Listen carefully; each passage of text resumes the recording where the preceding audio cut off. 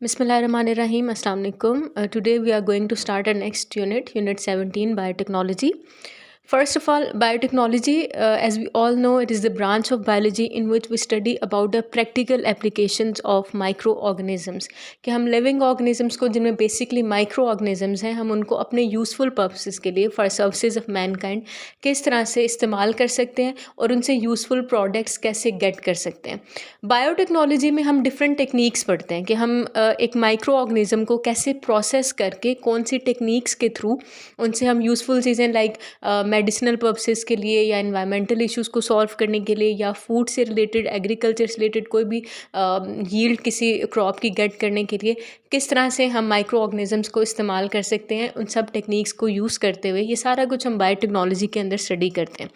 Biotechnology में basically अगर हम नॉलेज वाइज इसको डिवाइड करें तो इस सब्जेक्ट में ओल्ड टेक्निक्स की बेसिस पे एक ओल्ड बायोटेक्नोलॉजी की सब ब्रांच है और मॉडर्न टेक्निक्स की बेसिस पे एक मॉडर्न बायोटेक्नोलॉजी की सब ब्रांच है. ओल्ड बायोटेक्नोलॉजी में हम स्टडी करते हैं पुरानी सारी टेक्निक्स लाइक फर्मेंटेशन जो आज हम पढ़ेंगे वो प्रोसेस जिसमें हम माइक्रो ऑर्गेनिज्म से चीज़ें गेट करते हैं on the basis of their natural abilities to produce certain things. For example aspergillus niger एक फंजाई है उसकी एबिलिटी है कि वो सिट्रिक एसिड प्रोड्यूस करती है तो ये उस ऑर्गेनिज्म की नेचुरल एबिलिटी है. इस तरह जिस ऑर्गेनिज्म की जो नेचुरल एबिलिटी होगी कोई भी चीज़ प्रोड्यूस करने की उसको हम एक प्रोसेस है फर्मेंटेशन उसके थ्रू गेट कर सकते हैं. तो ऐसी टेक्निक को हम ओल्ड बायोटेक्नोलॉजी के अंडर स्टडी करते हैं जिसमें हम ऑर्गेनिजम्स की कैपेबिलिटीज़ के हिसाब से उनसे प्रोडक्ट्स प्रोड्यूस करवा सकते हैं. इसके ऑपोजिट एक हमारे पास मॉडर्न बायोटेक्नोलॉजी जो आजकल एडवांस्ड फॉर्म ऑफ बायोटेक्नोलॉजी जो डिसिप्लिन चल रहा है जिसमें हम एडवांस टेक्निक्स के बारे में पढ़ते हैं और उसमें सबसे इम्पॉर्टेंट जो टेक्निक है वो है जेनेटिक इंजीनियरिंग कि जीन को किस तरह से अपनी मर्ज़ी से मॉडिफाई किया जा सकता है. Gene we all know segments of DNA तो डीएनए को हम किस तरह से मॉडिफाई कर सकते हैं अगर उसमें कोई एरर आ गया तो हम उसको कैसे रिपेयर कर सकते हैं उसको किस तरह से बॉडी में से उसका थोड़ा सा सेगमेंट रिमूव कर सकते हैं या आर्टिफिशियली इवन हम जीन को कैसे एडिट कर सकते हैं बना सकते हैं. ये सारा कुछ हम मॉडर्न बायोटेक्नोलॉजी के अंदर स्टडी करते हैं. तो मॉडर्न बायोटेक्नोलॉजी के अंदर जो टेक्निक है वो जेनेटिक इंजीनियरिंग है. इसमें हम आर्टिफिशियल तरीके से डीएनए को मॉडिफाई करते हैं.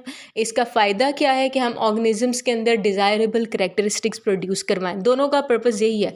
बायोटेक्नोलॉजी का अगर हम अल्टीमेट देखेंगे फ़ायदा क्या है तो हम अपनी मर्ज़ी के अपने पसंदीदा क्वालिटीज़ वाले ऑर्गेनिजम्स को प्रोड्यूस करवा सकते हैं. दिस इज़ बेसिकली बायोटेक्नोलॉजी कि हम for services of Mankind micro organisms को लिविंग ऑर्गेनिजम्स को प्लांट्स को एनिमल्स को बैक्टीरिया को फंजाई को मॉडिफाई इस तरह से करें कि हम उनसे कोई यूज़फुल चीज़ गेट करें. तो इसमें ओल्ड डिसिप्लिन है बायोटेक्नोलॉजी का जिसमें फर्मेंटेशन की टेक्निक यूज़ करते हैं और एक मॉडर्न डिसिप्लिन है जिसमें हम जेनेटिक इंजीनियरिंग की टेक्निक यूज़ करते हैं. Then there comes some important contributions biotechnology के जो एडवांसमेंट किस किस तरह से हुई कुछ इंपॉर्टेंट रिसर्चेज हैं डेट्स एमसीक्यूज़ के लिए याद करनी है. 1944 में सबसे पहले जेनेटिक इंजीनियरिंग स्टार्ट हुई थी. उस वक्त ये सबसे पहले प्रूव हुआ था कि डीएनए एक हेरिडिटरी मटेरियल है इसमें जीन्स प्रेजेंट हैं वो जीन्स पेरेंट्स से ऑफस्प्रिंग तक ट्रांसफ़र होते हैं. तो 1944 में सबसे पहले जेनेटिक इंजीनियरिंग का काम हुआ स्टार्ट हुआ. इस ईयर में साइंटिस्ट ने उन डीएनए को जो डीएनए बनाने वाले एंजाइम्स हैं उनको बॉडी से आइसोलेट किया और फिर उसको इन विट्रो यानी लेबॉर्ट्री के अंदर उन एंजाइम्स की मदद से आर्टिफिशियली डीएनए को प्रिपेयर किया. तो 1944 में सबसे पहले ये काम हुआ था आइसोलेशन ऑफ डीएनए को बाहर निकाला गया डीएनए बनाने वाले एंजाइम्स को बाहर निकाला गया बॉडी से और फिर उसको यूज़फुली आर्टिफिशियल तरीके से उससे एक डीएनए प्रिपेयर किया गया इन विट्रो यानी लेबॉर्ट्री के अंदर. फिर 1970 में सबसे पहले कट एंड पेस्ट डीएनए की टेक्निक आई थी. इसमें क्या होता है कि एक ऑर्गेनिज्म के अंदर से डीएनए के सेगमेंट को कट करके किसी दूसरे ऑर्गेनिज्म के अंदर पेस्ट कर देना और जिसके अंदर से आपने डीएनए निकाला है उसकी जगह भी आप किसी और ऑर्गेनिज्म का डीएनए पेस्ट कर सकते हैं. तो इसे कट एंड पेस्ट टेक्निक कहते हैं. 1978 में आर्टिफिशियली ह्यूमन इंसुलिन जीन को प्रिपेयर किया गया था बैक्टीरिया के अंदर. जो हमारे अंदर इंसुलिन बनाने वाला जीन है उसे बैक्टीरिया के अंदर प्रिपेयर किया गया. फिर ह्यूमन ग्रोथ हार्मोन हमारा हमारा सोमैटोट्रोपिन हार्मोन है उसको भी बैक्टीरिया के अंदर सिंथेसाइज किया गया। फिर फाइनली सबसे जो बड़ी कंट्रीब्यूशन है बायोटेक्नोलॉजी की वो है ह्यूमन जीनोम प्रोजेक्ट, कि हमारे अंदर जो जीन प्रेजेंट है कि अब हमारे पूरी बॉडी के अंदर सेल्स हैं और हर सेल्स के अंदर न्यूक्लियस प्रेजेंट है, उसके अंदर डीएनए। तो जीन को सीक्वेंस किया गया, यानी कि उस जीन के अंदर उसको स्टडी किया गया, उसकी मैपिंग की गई, ये बताया गया कि क्या सीक्वेंस है। एज वी ऑल नो कि डीएनए के अंदर चार हमने पढ़ा था बेसिस होती हैं, न्यूक्लियोटाइड्स होते हैं, जिनमें चार बेसिस हैं, एडेनिन, थायमिन, साइटोसिन और गुआनिन। तो उनकी अरेंजमेंट्स किस तरह से है जीन के ऊपर, लोकेशन क्या है जीन की, कौन सा जीन कहाँ पर प्रेजेंट है, उसमें कितने सेगमेंट्स हैं, ये सारा एक बड़ा ग्रैंड प्रोजेक्ट था ह्यूमन जीनोम प्रोजेक्ट, जिसमें ह्यूमन बॉडी के जीन्स को मैप किया गया था, उसको लोकेट किया गया था, डिटेल में स्टडी किया गया था 1990 के अंदर। फिर और इसको फाइनली जो पूरा मैप था 2002 में पब्लिश हो गया था, यानी कि 1990 से लेकर 2002 तक ये सारा प्रोसीजर कंप्लीट हुआ और 2002 में उसको पब्लिश किया गया। इसी तरह एक और इम्पॉर्टेंट डेट है जी 1997 में एक स्कॉटलैंड के साइंटिस्ट था, उसने एक शीप का क्लोन प्रिपेयर किया था। डॉली एक शीप थी जो उसने प्रिपेयर की थी एक एडल्ट शीप से, ठीक है। क्लोनिंग का एक प्रोसेस होता है जिसमें हम एक ऑर्गेनिज्म के फर्टिलाइज्ड एग का जो न्यूक्लियस है उसको रिमूव करते हैं और उसको किसी और ऑर्गेनिज्म के अंदर इंसर्ट करते हैं और उसे एक आर्टिफिशियल क्लोन प्रिपेयर कर सकते हैं। तो क्लोन था डॉली का, Dolly was the name of sheep, जिसे प्रिपेयर किया गया था एक एडल्ट शीप के सेल से। तो इसी तरह एक और इम्पॉर्टेंट डेट है कि जो सारा कॉन्सेप्ट है कि माइक्रो ऑर्गेनिज्म से हम यूज़फुल चीज़ें गेट कर सकते हैं, ये ऑलमोस्ट 4000 BC बिफोर क्राइस्ट, यानी काफ़ी पुराना टाइम पीरियड है, तब से सारा कॉन्सेप्ट चलता आ रहा है। लेकिन उस वक्त ये as in the form of biotechnology ये सब्जेक्ट नहीं था, उस वक्त बस ऐसे ही जस्ट माइक्रो ऑर्गेनिज्म को यूज़ किया जाता था चीज़ों को लेने के लिए, लेकिन वो इन the form of subject introduce नहीं हुई थी। In the second part of today's lecture, we are going to talk about the scope and importance of biotechnology. First of all, biotechnology की medicinal field में importance देखें तो through biotechnology it has been possible कि हम insulin gate करें large amount में bacteria से। अब इंसुलिन वो प्रोटीन है हमारी बॉडी में जो ग्लूकोज के लेवल को कम करती है, उसको बनाने वाला एक जीन है जिसे हम ह्यूमन इंसुलिन जीन कहते हैं। हमने उस ह्यूमन इंसुलिन जीन को आइसोलेट किया और उसको बैक्टीरिया के अंदर इंसर्ट कर दिया। अब वो बैक्टीरिया जब जब डिवाइड करेगा उसकी हर कॉपी के अंदर वो ह्यूमन इंसुलिन जीन ट्रांसफ़र होगा, वो इंसुलिन जीन इंसुलिन बनाएगा और उस इंसुलिन को हम बैक्टीरिया से ही फिर आइसोलेट करके कलेक्ट कर लेंगे और फिर मेडिसिनल पर्पसेस के लिए इन द मार्केट हम इंसुलिन को सेल करेंगे। इसी तरह एंटीवायरल प्रोटीन्स हैं जिन्हें हम इंटरफेरॉन कहते हैं, ये वायरस के अगेंस्ट इफेक्टिव होते हैं, वायरल डिजीज़ में हम इनको यूज़ करते हैं। ये हमने बायोटेक्नोलॉजी से बनाई हैं, बैक्टीरिया के अंदर हमने इनको प्रोड्यूस करवाया है। Many vaccines, antibodies, human growth hormone है, सोमैटोट्रोपिन हार्मोन जिसको हम कह रहे हैं, एंजाइम्स हैं, मेडिसिन हैं, ये सब बायोटेक्नोलॉजी के थ्रू हमने माइक्रो ऑर्गेनिजम्स में प्रोड्यूस करवाई हैं और उनसे लार्ज अमाउंट में कलेक्ट की हैं। जीन थेरेपी एक ट्रीटमेंट है जिसमें एक डिफेक्टिव जीन को निकाल कर उसकी जगह एक हेल्दी पर्सन का हेल्दी जीन इंसर्ट किया जाता है। इस ट्रीटमेंट को हम जीन थेरेपी कहते हैं। ये भी बायोटेक्नोलॉजी की ही एक एडवांसमेंट है। फोरेंसिक साइंसेज में बेसिकली जिसमें हम क्रिमिनल्स को आइडेंटिफाई करते हैं, क्रिमिनोलॉजी के बारे में स्टडी करते हैं, तो सबसे इंपॉर्टेंट टेक्निक है डीएनए फिंगरप्रिंटिंग, पैटर्निटी टेस्टिंग, ये सारे के सारे बायोटेक्नोलॉजी के एडवांसमेंट हैं। सेंगर एक साइंटिस्ट था, उसने सबसे पहले फिंगरप्रिंटिंग का मेथड इंट्रोड्यूस करवाया था कि हम कैसे फिंगरप्रिंट से आइडेंटिफाई कर सकते हैं क्रिमिनल्स को। तो ये फोरेंसिक मेडिसिन की एडवांसमेंट है। Then biotechnology in the field of food and agriculture देखें तो पहले fermented food, yoghurt microorganism की एक्शन से बनता है। जब मिल्क पर लैक्टोबैसिलस बैक्टीरिया एक्ट करता है तो वो उसको योगर्ट के अंदर कन्वर्ट कर देता है। पिकल्स, अचार फर्मेंटेड फूड है, ये भी माइक्रो ऑर्गेनिजम्स की ही एक्टिविटी से बनता है। देन माल्टेड फूड्स उन फूड्स को कहते हैं जो under controlled germinated conditions prepare की जाती हैं और they are form by mixing of 2 to 3 categories of food. जैसे पाउडर्ड मिल्क एक एग्जाम्पल है। It is made by mixing of barley, wheat flour, wheat flour and whole milk। Whole milk ऐसे milk को कहते हैं जो प्रोसेस्ड नहीं हुआ होता है, यानी कि बिल्कुल फ्रेश मिल्क होता है, उसमें आपने कोई केमिकल ऐड नहीं किया होता, बिल्कुल यानी कि नॉन प्रोसेस्ड या नॉन मॉडिफाइड फूड होता है वो, मिल्क होता है वो। सो पाउडर्ड मिल्क बेसिकली किस तरह से बनता है, इन तीनों को under process condition, germinated condition में, कंट्रोल्ड इन्वायरमेंट में मिक्स किया जाता है। तो ज़्यादातर कहा जाता है कि जो पाउडर्ड ग्राइंडेड फॉर्म में फूड्स होते हैं वो माल्टेड होती हैं। तो this is under the presence of microorganism ये सारे माल्टेड फूड्स को प्रिपेयर किया जाता है। So then vitamins, dairy products, wine, beer जो बेवरेज इंडस्ट्रीज़ में बनती हैं, ये सारी माइक्रो ऑर्गेनिजम्स के ही एक्शन से बनती हैं। देन ट्रांसजेनिक ऑर्गेनिजम्स, सबसे इंपॉर्टेंट जो एडवांसमेंट है वो है transgenic organisms in the field of food and agriculture. Transgenic organisms वो ऑर्गेनिजम्स हैं जिनके डीएनए को हम अपनी मर्ज़ी से मॉडिफाई करते हैं। हम जो भी करेक्टरिस्टिक किसी ऑर्गेनिज्म में प्रोड्यूस करवाना चाहते हैं, हम उस तरह से उसके जीन को चेंज करते हैं। जैसे हम एक प्लांट प्रोड्यूस करवाना चाहते हैं जो डिजीज़ से ज़्यादा रेजिस्टेंट हो, या फ़र्ज़ करें हम चाहते हैं कि रेड कलर के फ्लावर प्रोड्यूस करें, तो हम उस पौधे के अंदर ऐसे जीन इंट्रोड्यूस करवाएंगे जो रेड फ्लावर प्रोड्यूस करता होगा। तो ये ट्रांसजेनिक ऑर्गेनिज्म होगा कि हमने जेनेटिक मेकअप उसका चेंज किया है अपनी करेक्टरिस्टिक, अपने डिज़ायर के अकॉर्डिंग। इसी तरह अगर हम चाहते हैं कि कोई प्लांट हमें ज़्यादा अमाउंट में यील्ड दे, तो उसके लिए भी हम जो है ऐसे जीन उसके अंदर इंट्रोड्यूस करवाएंगे जो उसका जो ग्रोथ साइकिल है वो शॉर्ट करे और फास्ट कर दे।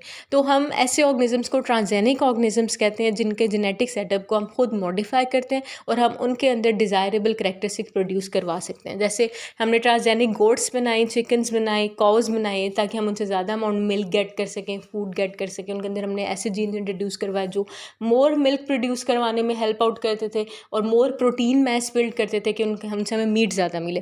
ट्रांसजेनिक माइस, गोट और काउज, ऐसे और भी बहुत से एनिमल्स हैं जिनके थ्रू हम मेडिसिन भी गेट करते हैं, ड्रग्स गेट कर सकते हैं।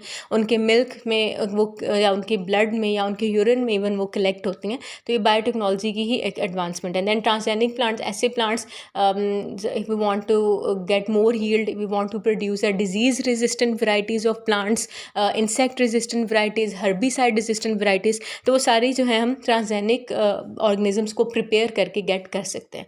So this is an advancement in the field of food and agriculture. Last biotechnology के एडवांसमेंट अगर हम एनवायरनमेंट में देखें तो this is very important to deal with the environmental issues. जैसे पोल्यूशन को कंट्रोल करने के लिए बैक्टीरिया की बहुत सी ऐसी स्ट्रेन्स हैं जो एब्जॉर्ब कर सकती हैं एनवायरमेंटल पोल्यूटेंट्स को, उसको ब्रेक डाउन कर सकती हैं, लेस हार्मफुल सब्सटेंसेस के अंदर कन्वर्ट कर सकती हैं। एक प्रोसेस है बायो रेमिडिएशन, ये पोल्यूशन कंट्रोल के अंदर यूज़ होता है। इसी तरह development of renewable source of energy, biofuel एक एडवांस फील्ड है बायोटेक्नोलॉजी की। उसमें हम प्लांट के वेस्ट से, पर्टिकुलरली कॉर्न से, ग्रासेस से हम फ्यूल प्रिपेयर करते हैं, तो वो एक रिन्यूएबल सोर्स ऑफ एनर्जी है। ये भी एक एडवांस टेक्नोलॉजी है। Then restoration of degraded lands, as we all know कि जो फंजाई है, बैक्टीरिया है, एल्जी है, ये ब्रेक डाउन करते हैं सॉइल के अंदर, रेमिडिएशन कॉज करते हैं, तो उससे हम जो डिग्रेडेड लैंड है उसको रिस्टोर कर सकते हैं, उसकी फर्टिलिटी को दोबारा से इम्प्रूव कर सकते हैं, बायोडाइवर्सिटी कंजर्वेशन में यूज़ होता है। इसके अलावा बैक्टीरियल एंजाइम्स सीवेज वाटर को प्योरीफाई करने के लिए यूज़ होता है। बहुत से बैक्टीरिया ऐसे हैं जिनको टॉक्सिक वाटर के अंदर जब ऐड किया जाता है तो वो टॉक्सिक पोल्यूटेंट्स को एब्जॉर्ब करके, एज ए टोल्ड, वो ब्रेक डाउन करते हैं लेस हार्मफुल सब्सटेंसेस में, उनको इजीली, ऐसे सब्सटेंसेस में जिनको हम इजीली कलेक्ट कर सकते हैं। इस तरह से हम वाटर को प्योरीफाई करते हैं, तो वाटर को प्योर करने के लिए यूज़ किया जाता है। इसके अलावा माइक्रोब्स का जब बायो पेस्टिसाइड्स, पेस्ट किलर्स के तौर पर बायो फर्टिलाइजर्स का जो स्प्रे किया जाता है उस पर माइक्रो ऑर्गेनिजम्स ऐड होते हैं।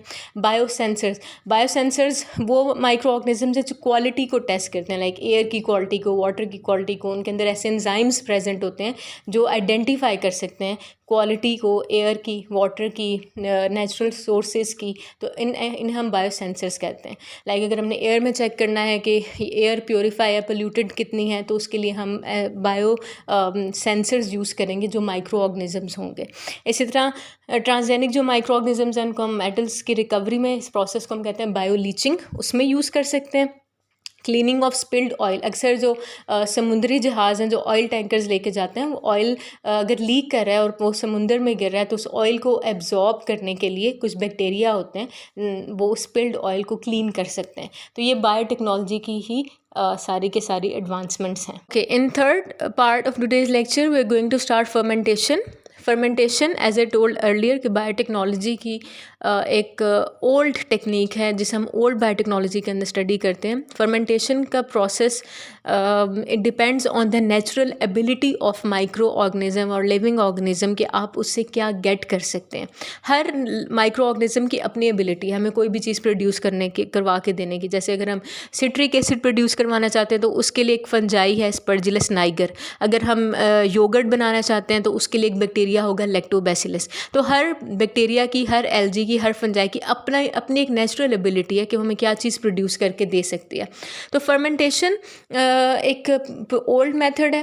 अगर हमें आपको याद हो कि यूनिट नंबर 7 बायोएनर्जेटिक्स में हमने पढ़ा था सेलुलर रेस्पिरेशन के बारे में। सेलुलर रेस्पिरेशन एक प्रोसेस है जिसमें ग्लूकोज का मॉलिक्यूल ब्रेक डाउन होता है और ऑक्सीडेशन रिडक्शन रिएक्शंस होते हैं और energy in the form of ATP release होती है। फर्मेंटेशन सिमिलर है सेलुलर रेस्पिरेशन से टू सम एक्सटेंट। पहला स्टेप जो रेस्पिरेशन का था वही स्टेप होता है फर्मेंटेशन का, लेकिन डिफरेंस क्या आता है कि फर्मेंटेशन में ग्लूकोज का मॉलिक्यूल इनकम्प्लीटली ऑक्सीडाइज्ड होता है, यानी कि कंप्लीट ऑक्सीडेशन रिडक्शन ग्लूकोज की नहीं होती और ना ही एनर्जी रिलीज होती है इन द फॉर्म ऑफ एटीपी। तो इस तरह से दोनों प्रोसेसेस डिफरेंट हैं। सेलुलर रेस्पिरेशन में कंप्लीट ऑक्सीडेशन रिडक्शन होती है, ग्लूकोज की 2 मॉलिक्यूल्स बनते हैं पायरोविक एसिड के, फिर उससे आगे एटीपी रिलीज होती है। लेकिन फर्मेंटेशन के अंदर क्या होता है कि incomplete oxidation reduction of glucose molecule और ना ही इसमें energy in the form of ATP release होगी। अब इस प्रोसेस को सबसे पहले इंट्रोड्यूस करवाया था पास्चर, एक साइंटिस्ट था इन 1857। उसने सबसे पहले कॉन्ट्रीब्यूशन उसकी यही है कि उसने ये बात बोली थी कि फर्मेंटेशन का जो प्रोसेस है वो माइक्रो ऑर्गेनिजम्स के थ्रू आप करवा सकते हैं। फर्मेंटेशन होती ही उसने कहा था माइक्रोब्स की वजह से है, माइक्रो ऑर्गेनिजम्स करवाते हैं फर्मेंटेशन। तो इसकी सबसे इम्पॉर्टेंट कंट्रीब्यूशन ये है कि उसने ये एक्सपेरिमेंट के थ्रू प्रूव किया था कि fermentation is always related to, it is always accompanied by micro organisms.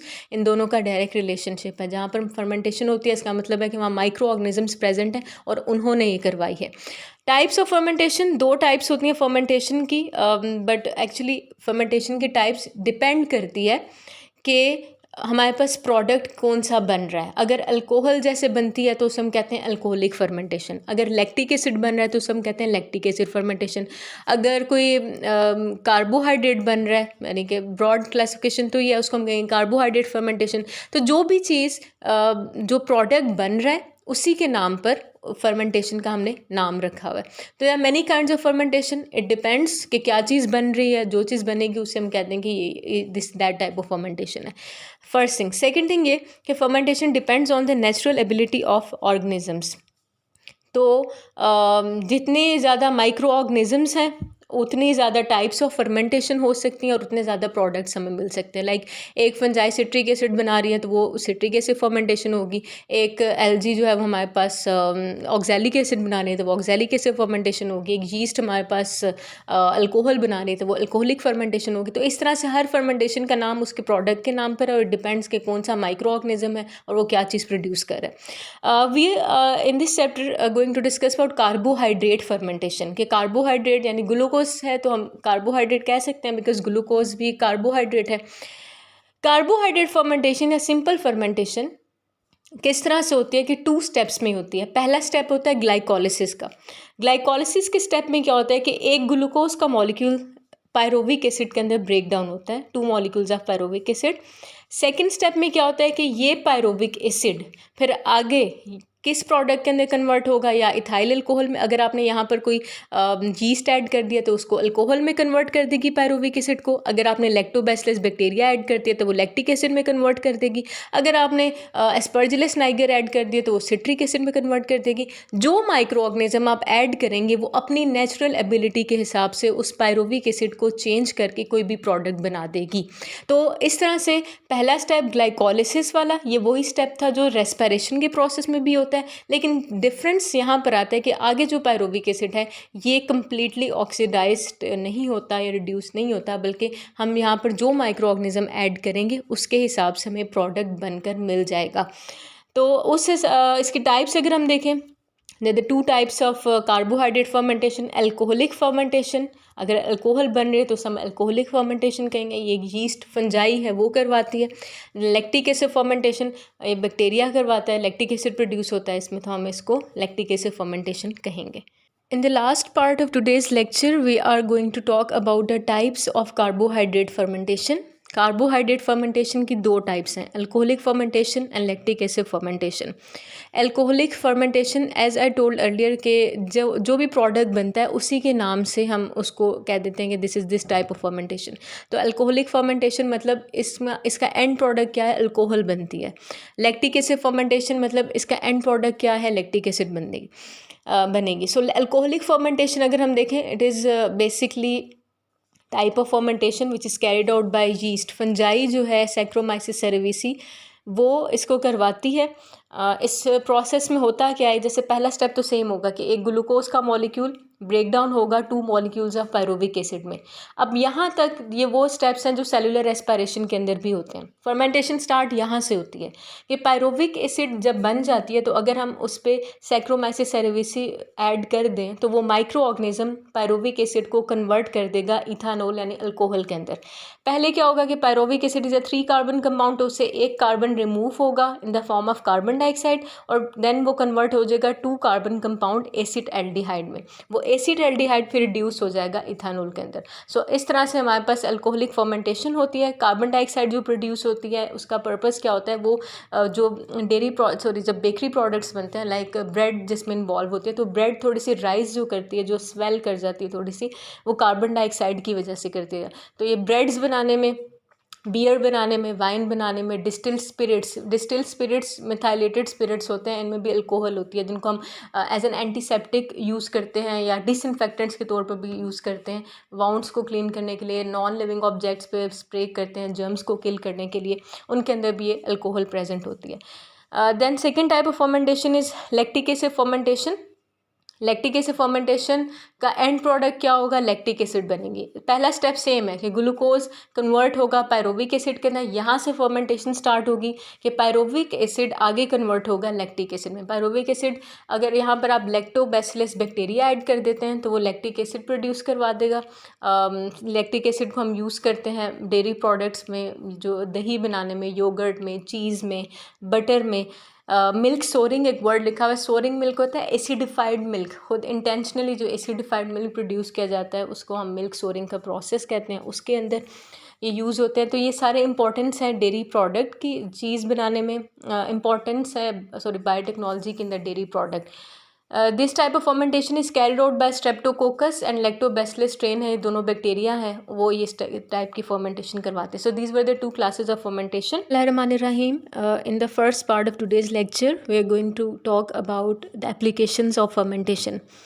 Fermentation को अगर हम एक नेटिव टर्म में डिफ़ाइन करें या कन्वेंशनल डेफिनेशन देखें फर्मेंटेशन की जो ट्रेडिशनली चलती आ रही है, तो फर्मेंटेशन से एक्सपेक्ट किया जाता है कि सिंपल माइक्रो ऑर्गेनिजम्स हैं, उनको हमने अपने बेनिफिशियल पर्पसेस के लिए यूज़ करना है. उनसे हम फर्मेंटेड फूड गेट कर रहे हैं, जैसे योगर्ट है, पिकल्स, सॉसेजेस, सोया सॉस, ये सारा कुछ गेट कर रहे हैं. या बेवरेजेस इंडस्ट्री में वाइन बन रही है, बियर बन रहा है, या स्पिरिट्स जो डिसइंफेक्टेंट स्प्रेज हैं वो हम बना रहे हैं.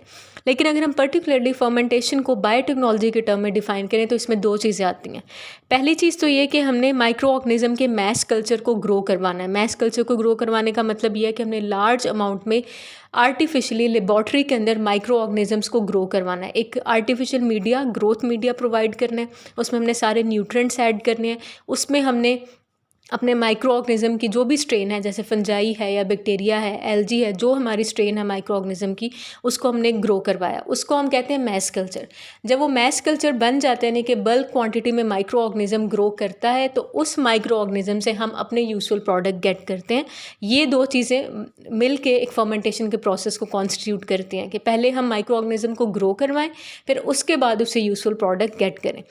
If we talk about the applications of fermentation, fermentation की एप्लीकेशंस में दो चीज़ें एज ए टोल्ड अर्लियर कि हमें एक माइक्रो ऑर्गेनिज्म की मैक्सिमम ग्रोथ मिलती है। पहली चीज़ तो ये, जब माइक्रो ऑर्गेनिज्म मैक्सिमम अमाउंट में ग्रो कर जाता है तो फिर हम उससे कमर्शियल पॉइंट ऑफ व्यू से यूज़फुल प्रोडक्ट गेट करते हैं। तो ट्रेडिशनली पहले फूड बेवरेजेस प्रोडक्ट्स से ये सारी चीज़ें प्रोड्यूस होती थी फर्मेंटेशन से, लेकिन अब इंडस्ट्रियल लेवल के ऊपर भी काफ़ी केमिकल्स हैं जो माइक्रो ऑर्गेनिज्म से हम ऑब्टेन कर सकते हैं। फर्मेंटेड फूड्स, पहली एप्लीकेशन अगर हम बात करें कि कौन कौन सी फूड्स हैं जो हम फर्मेंटेशन के थ्रू गेट करते हैं, पहली बात तो है कि जो फर्मेंटेशन के थ्रू फूड बनती है वो ज़्यादा न्यूट्रिशियस होती है, न्यूट्रिशनल वैल्यूज़ की ज़्यादा होती है, उसमें ज़्यादा प्रोटीन्स होते हैं, विटामिन ज़्यादा होते हैं, उसमें एसेंशियल अमाइनो एसिड्स प्रेजेंट होते हैं जो हमारी बॉडी के लिए ज़रूरी हैं, मोर डाइजेस्टेबल होती है वो फूड, वो टेस्टियर होती है। दूसरी बात है कि वो फूड ज़्यादा टाइम के लिए प्रिजर्व रह सकती है without the need of refrigerator. जैसे जितने कैंड प्रोडक्ट्स हैं मार्केट में अवेलेबल हैं, इनकी शेल्फ़ लाइफ ज़्यादा होती है, वो ज़्यादा जल्दी ख़राब नहीं होते हैं। तो ये बेसिकली फर्मेंटेशन की एप्लीकेशन है कि आप लॉन्ग टाइम के लिए जो फूड फर्मेंटेड होती है हम उसको प्रिजर्व कर सकते हैं विदाउट रेफ्रिजरेटर। पहली एग्जांपल है हमारे पास सीरियल प्रोडक्ट्स। सीरियल प्रोडक्ट में most commonly bread, it is the most common type of the fermented serial product जो हम लोग ब्रेड आम घरों में यूज़ करते हैं। As we discuss in last lecture कि जब अल्कोहलिक फर्मेंटेशन होती है तो कार्बन डाइऑक्साइड रिलीज़ होती है, वो कार्बन डाइऑक्साइड है जिसकी वजह से ब्रेड थोड़ी राइज करती है। तो ये फर्मेंटेशन की ही एप्लीकेशन है। देन वीट डो, जो फ्लोर मिक्स विद वाटर, जो घरों में गंदम का आटा हम यूज़ करते हैं, वो फर्मेंटेशन की ही एप्लीकेशन है। और दो माइक्रो ऑर्गेनिजम्स हैं, लैक्टिक एसिड बैक्टीरिया की कुछ स्ट्रेन्स हैं वो, और सैक्रोमाइसिस सेरेविस जो यीस्ट है, ये दोनों यूज़ होती हैं इस टाइप ऑफ फर्मेंटेशन में। नेक्स्ट एग्जांपल है फर्मेंटेड फूड में डेयरी प्रोडक्ट, जैसे चीज़ है। चीज़ किस तरह से बनती है कि एक मिल्क का जो पैक है उस पर अगर हम लैक्टिक एसिड बैक्टीरिया ऐड करें तो लैक्टिक एसिड बैक्टीरिया एक एसिड प्रोड्यूस करता है। वो एसिड मिल्क के अंदर प्रोटीन प्रेजेंट है जिसे हम कैसीन प्रोटीन कहते हैं, वो उस प्रोटीन को कोएगुलेट करता है, इकट्ठा करता है और उसको जिस तरह जमा देता है और उसको हम इन the form of cheese collect कर लेते हैं। इस तरह से ये चीज़ बनती है कि लैक्टिक एसिड बैक्टीरिया एक एसिड प्रोड्यूस करता है, वो एसिड मिल्क के अंदर प्रोटीन है कैसीन, उसके साथ रिएक्ट करता है, उसको कोएगुलेट करता है, उसकी अलग से लेयर सेपरेट हो जाती है जिसको हम कलेक्ट कर लेते हैं इन the form of cheese. Then yogurt is also made from the milk by different lactic acid bacteria. As we talk about the lactic acid fermentation, milk storing में use होती है, और dairy product जितने भी हैं वो lactic acid fermentation के through बनते हैं. By that process we get yogurt. Then fruit and vegetable product भी फर्मेंटेड फूड के एग्जांपल है। बहुत से जो फर्मेंटेड फूड है वो कैंड फॉर्म में मार्केट्स में अवेलेबल हैं, वो प्रिजर्व होती हैं, जैसे पिकल है का, फ्रूट्स हैं, वेजिटेबल्स हैं, जो preserved food, fruit, vegetables, pickles हैं, ये हमें फर्मेंटेशन के थ्रू ही मिलते हैं। वो फर्मेंटेड फूड होती है। माइक्रो ऑर्गेनिजम्स उस फूड की पीएच को, टेम्परेचर को मेंटेन करके रखती है ताकि वो फूड स्पॉइल ना हो। तो fermented food are preserve food, और उनको प्रिजर्व किया जाता है by using salts, acids and micro organisms. तो ये हमारे पास फर्मेंटेशन की एप्लीकेशंस थी in fermented food. In the second part of today's lecture, we are continuing the topic fermented food. Fermented food में first example थी हमारे पास cereal products, then dairy products, then preserved fruits and vegetables. Second हमारे पास जो next example है वो beverages products, जो wine industry में या बियर बनाने वाली इंडस्ट्रीज़ में प्रोडक्ट्स, जो ड्रिंक्स बनती हैं वो भी फर्मेंटेड ड्रिंक्स होती हैं। अब बियर फॉर्मेशन का अगर हम लोग प्रोसेस देखें तो बियर इस तरह से बनती है कि cereal grains are malted. Malted का मतलब ये है कि उनको अंडर कंट्रोल्ड कंडीशन जर्मिनेट करवाया जाता है, ग्रो करवाया जाता है, उनको फिर ड्राई किया जाता है और ग्राइंड किया जाता है, पाउडर फॉर्म में उनको कन्वर्ट किया जाता है। फिर नेक्स्ट जब वो पाउडर फॉर्म में ग्रेन्स कन्वर्ट हो जाते हैं तो उस पर ऊपर माइक्रो ऑर्गेनिज्म ऐड किया जाता है, यीस्ट होते हैं। यीस्ट उस micro organism, as a micro organism उस पाउडर पे हम ऐड करते हैं। वो यीस्ट ग्लूकोज को जो उस पाउडर में प्रेजेंट है उसको ब्रेक डाउन करती है पायरोविक एसिड में, और पायरोविक एसिड से इथानॉल यानी अल्कोहलिक फर्मेंटेशन कैरी आउट होती है, जिससे वो सीरियल ग्रेन्स बियर के अंदर कन्वर्ट होते हैं। तो इस 3 स्टेप है बियर फॉर्मेशन में। पहले cereal grains they are grown under germinated condition, यानी they are malted, they are grounded to fine powder. Powder में जब कन्वर्ट हो जाते हैं उन पर माइक्रो ऑर्गेनिज्म यीस्ट ऐड करते हैं, यीस्ट अल्कोहलिक फर्मेंटेशन करवाएगी और हमारे पास जो है अल्कोहल प्रोड्यूस हो जाएगी। सेकेंडली जो वाइन फॉर्मेशन है उसमें वो इस तरह से होती है कि जो ग्रेप्स हैं उनके ऊपर डायरेक्टली हम यीस्ट को ऐड करें तो वो वाइन के अंदर कन्वर्ट हो जाती है। Yeast carry out alcoholic fermentation on the grapes और इसकी वजह से हमारे पास वाइन फॉर्मेशन होती है। सेकेंड एप्लीकेशन फर्मेंटेशन की इंडस्ट्रियल प्रोडक्ट्स। अगर हम फर्मेंटेड फूड्स देखें या बेवरेज प्रोडक्ट देखें तो ये ट्रेडिशनल एप्लीकेशंस थी जो शुरू से चलती आ रही हैं। जब बायोटेक्नोलॉजी में तो एडवांसमेंट भी नहीं हुई थी तब भी माइक्रो ऑर्गेनिजम्स को इन सारे पर्पसेस के लिए यूज़ किया जाता था। अब जो एडवांस्ड एप्लीकेशन है फर्मेंटेशन की वो है इंडस्ट्रियल प्रोडक्ट, कि हम इंडस्ट्रियल प्रोडक्ट्स बना रहे हैं जिसमें कुछ प्रोडक्ट्स के एक टेबल बना हुआ है जिस पे प्रोडक्ट के नाम लिखे हुए हैं, आगे सोर्स लिखा हुआ है माइक्रो ऑर्गेनिज्म के, कौन सा माइक्रो ऑर्गेनिज्म है जो ये प्रोडक्ट बना रहा है, और आगे उसके यूजेस लिखे हुए हैं। फर्स्ट प्रोडक्ट है फॉर्मिक एसिड। इसको जो बनाती है स्ट्रेन वो एक एस्परजिलस स्ट्रेन है, ये फंजाई है। एस्परजिलस के डिफरेंट स्ट्रेन है, एस्परजिलस नाइगर है। They have not mentioned any particular species. Aspergillus is a fungi. इसके यूज़ क्या है, फॉर्मिक एसिड के यूज़ क्या है, ये टेक्सटाइल डाइंग में यूज़ होता है, लेदर ट्रीटमेंट में, इलेक्ट्रोप्लेटिंग में, रबर मैन्युफैक्चर में। टेक्सटाइल डाइंग यानी जो कपड़े वाली इंडस्ट्री है उसमें जो डाइंग का प्रोसेस है उसमें यूज़ होता है। लेदर को ट्रीटमेंट में, चमड़े को जो प्रोसेस किया जाता है उसके अंदर यूज़ होता है। इलेक्ट्रोप्लेटिंग यानी कि एक सॉलिड सरफेस के ऊपर हम एक दूसरी मेटल की लेयर लगाते हैं, यानी कि deposition of a layer of metal on a metal और नॉन मेटल सरफेस, इसको हम इलेक्ट्रोप्लेटिंग कहते हैं। देन रबर मैन्युफैक्चरिंग में इसको हम यूज़ करते हैं रबर बनाने में। देन सेकंड प्रोडक्ट है ethanol. Ethanol is an alcohol. ये लिक्विड फॉर्म में अवेलेबल होता है। ये सैक्रोमाइसिस यीस्ट की एक स्ट्रेन है, उससे उसी से बनता है। इसके यूजेस के एज अ सॉल्वेंट, क्योंकि लिक्विड फॉर्म में होता है तो एज अ सॉल्वेंट काफ़ी एक्सपेरिमेंट्स में केमिस्ट्री के अंदर यूज़ होता है। विनेगर के तौर पर जो सिरका हम लोग घरों में यूज़ करते हैं उसमें इथानॉल होता है। बेवरेजेस, वाइन इंडस्ट्रीज, उसके अंदर ये प्रेजेंट होता है। Then glycerol. ग्लिसरोल जिस माइक्रो ऑर्गेनिज्म से बनता है, it's also yeast strain saccharomyces. इसके यूजेस क्या हैं, ये भी एज ए सॉल्वेंट यूज़ होता है, प्लास्टिक बनाने में यूज़ होता है, कॉस्मेटिक प्रोडक्ट्स में ग्लिसरोल यूज़ होता है, सोप है एंड सोप मेकिंग यूज़ होता है, प्रिंटिंग में, स्वेटनर में, तो लिक्विड है और इन सारी चीज़ों में ये यूज़ होता है। Then acrylic acid micro organism जो इसका सोर्स है वो बैसिलस, एक बैक्टीरियल स्ट्रेन है, वो एक्रेलिक एसिड प्रोड्यूस करती है and it is use in the production of plastic. तो ये MCQs के लिए, शॉर्ट क्वेश्चंस के लिए और लॉन्ग के लिए कि इंडस्ट्रियल यूजेस बताएं फर्मेंटेशन के, इसको टेबल को अच्छी तरह से आपने याद करना है। नेक्स्ट टॉपिक है हमारा fermenter. Fermenter is basically the heart of any industrial fermentation process. सारा जो फर्मेंटेशन का प्रोसेस है वो फर्मेंटर पर डिपेंड करता है। फर्मेंटर वो डिवाइस है, वो बीकर है जिसके अंदर आप पहले माइक्रो ऑर्गेनिज्म को ग्रो करवाते हैं, उसको कंट्रोल्ड इन्वायरमेंट प्रोवाइड करके, यानी कि उस माइक्रो ऑर्गेनिज्म की ग्रोथ के लिए जो pH अच्छी है, जो टेम्परेचर अच्छा है, जैसा उसको इन्वायरमेंट चाहिए, आप उस बीकर के अंदर वो सारा इन्वायरमेंट मेंटेन करते हैं, वो न्यूट्रिएंट्स ऐड करते हैं, वो सारे सप्लीमेंट्स ऐड करते हैं जो एक माइक्रो ऑर्गेनिज्म को ग्रो करने के लिए चाहिए। फिर आप उसके अंदर रॉ मटेरियल ऐड कर देते हैं, यानी कि रॉ मटेरियल का मतलब कोई भी प्लांट से वेस्ट मिलता है, जैसे गंदम के कह लें कि छिलके होते हैं जो वो हो सकते हैं, चावलों के छिलके हो सकते हैं, या फिर जिस भी चीज़ के जो वेस्ट मटेरियल एग्रीकल्चर वेस्ट होता है वो सारा का सारा बायोमास, वो हम उस बीकर के अंदर ऐड करते हैं। टेम्परेचर, pH, न्यूट्रिएंट रिक्वायरमेंट सारा कुछ एडजस्ट करते हैं, फिर उसके अंदर हम माइक्रो ऑर्गेनिज्म को ग्रो करवाते हैं। माइक्रो ऑर्गेनिज्म ग्रो करता है, ग्रो करने के बाद उसका नेक्स्ट स्टेप क्या होता है कि वो जो बल्क अमाउंट में माइक्रो ऑर्गेनिज्म ग्रो किया है उसने हमारे सबस्ट्रेट के साथ इंटरेक्ट करके, यानी जो भी हमें चीज़ चाहिए, हमने जो प्रोडक्ट बनाना है, हमें अल्कोहल चाहिए, हमें ग्लिसरॉल चाहिए, एक्रेलिक एसिड है, वो माइक्रो ऑर्गेनिज्म बना देगा। तो ये फर्मेंटर के अंदर होता है सारा कुछ। फर्मेंटर इज़ अ बीकर, वो डिवाइस है जिसके अंदर हम ऑप्टिमम कंडीशंस मेंटेन करते हैं माइक्रो ऑर्गेनिज्म की ग्रोथ के लिए, उसमें अपना बायोमास ऐड करते हैं। बायोमास यूजुअली एग्रीकल्चरल वेस्ट होता है। फिर बायोमास के अंदर वो माइक्रो ऑर्गेनिज्म पहले ग्रो करेगा in the presence of all the nutrients जो हमने प्रोवाइड किए हैं, फिर वो माइक्रो ऑर्गेनिज्म हमारे सबस्ट्रेट के साथ, हमारे बायोमास के साथ रिएक्ट करके, रॉ मटेरियल के साथ रिएक्ट करके जो प्रोडक्ट हमें चाहिए वो बनाएगा। तो fermenter is the basic heart of any industrial fermentation process. ये बेसिक आप कह लें कि नीड है फर्मेंटेशन प्रोसेस की। MCQ में भी आपसे पूछते हैं कि विच एलिमेंट या which factor constitute the heart of industrial fermentation process, तो ये आपको पता होना चाहिए फर्मेंटर। फर्मेंटर की दो टाइप्स होते हैं, batch fermentation and continuous fermentation. Batch fermenter उस फर्मेंटर को कहेंगे जिसमें बैच फर्मेंटेशन होती है, और कॉन्टिन्यूस फर्मेंटर उस फर्मेंटर को कहेंगे जिसमें कॉन्टिन्यूस फर्मेंटेशन होती है।